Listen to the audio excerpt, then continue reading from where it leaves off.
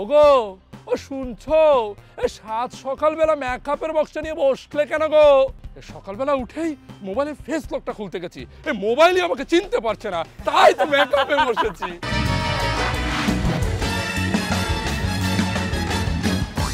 ভালো আছেন?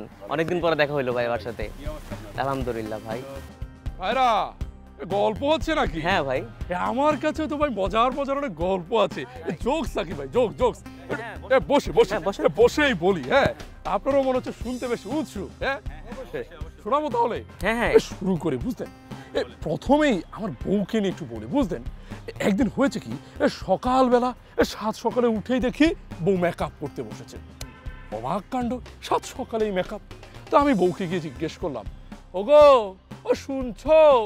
সাত সকালবেলা মেকআপের বক্সটা নিয়ে বসলে কেন গো? বউ আমাকে বলছে, আর বলো না, সকালবেলা উঠেই মোবাইলে ফেস লকটা খুলতে গেছি, এই মোবাইলই আমাকে চিনতে পারছে না, তাই তো মেকআপে বসেছি।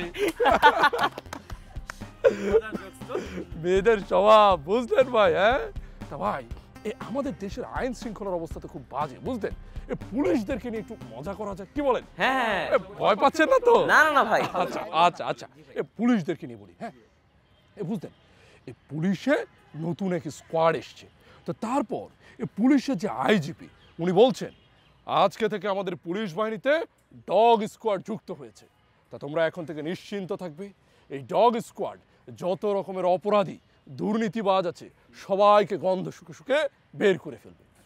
তো এখন আমাদের পল্টু নতুন ঢুকেছে পুলিশ বাহিনীতে, সে মাথা চুলকে চুলকে বলতেছে, স্যার এইটা একটু বিপদ হয়ে গেল না? কর্তা তো অবাক, এটা বিপদ হবে কেন? তখন পল্টু বলছে, স্যার এ কুত্তাগুলো মনে হয় খুঁজে খুঁজে পুলিশ হেডকোয়ার্টারেই চলে আসবে। বুঝেছেন, এই হচ্ছে অবস্থা একদম।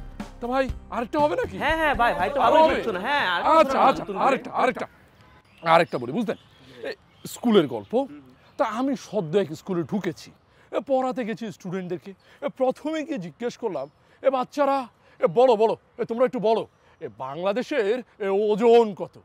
তখন পল্টু উত্তর দিচ্ছে, স্যার বাংলাদেশের ওজন 65,000 গ্রাম। অবাক কাণ্ড। আমি জিজ্ঞেস করলাম, পল্টু 65,000 গ্রাম তুমি কোথায় পেলে? তখন পল্টু উত্তর দিচ্ছে, স্যার আপনি না গত ক্লাসে পড়িয়েছিলেন এই 1000 গ্রামে 1 কেজি, তো বাংলাদেশে গ্রাম আছে 65,000টা, তাই 65,000 গ্রামে। বুঝেছেন না স্যার? আমাদের কি অবস্থা! এই তো বোকা বোকা ছেলেরা আমার খুব চালাকিও করে। হ্যাঁ, আর আর শোনাতে পারবো না। বুঝলেন, এই অনেক গুরুত্বপূর্ণ। হ্যাঁ, আরেকটা শোনাবো ভাই। আরো লাগবে? হ্যাঁ ভাই, আরেকটা শোনাবো? তো ভালোই লাগতেছে। আরো শোনাতে হবে? আচ্ছা ঠিক আছে, এই শেষ, কিন্তু এই শেষ।